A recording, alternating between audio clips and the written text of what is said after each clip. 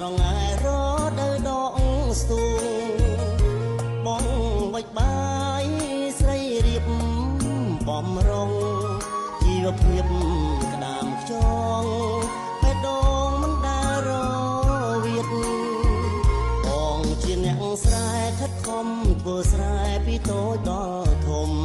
ត្រកួនត្រគៀតបែកគុំស្រូវស្រាបដើមទុំម្ដេចអូនត្រូវឃ្លាត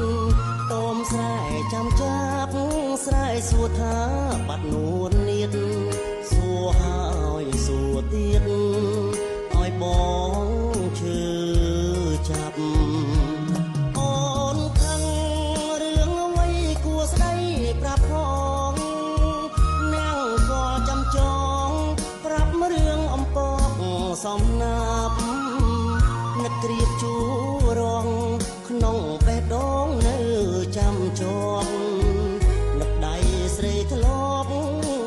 ជូតញើសឲ្យបងក្រសាំងទុំដើមស្ទើរដាច់ដង្ហើមព្រោះបាត់ស្រីថ្លៃនាងកលរទេះក្របីលែងមានតម្លៃសម្រាប់បេះដូងជួស្រែលែងមុតស្រយុតស្រយ៉ង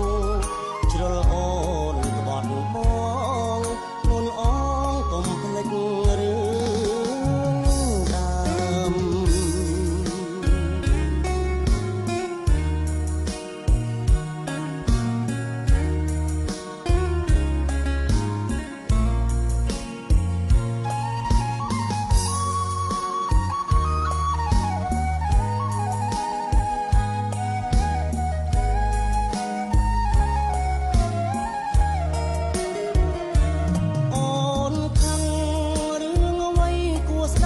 ប្រាប់ផងនាងក៏ចាំចង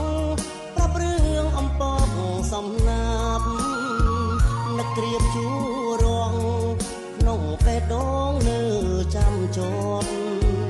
នឹកដៃស្រីធ្លាប់ជូតញើសឲ្យបងក្រសាំងទុំដើមស្ទើរដាច់ដង្ហើមព្រោះបាត់ស្រីថ្លៃ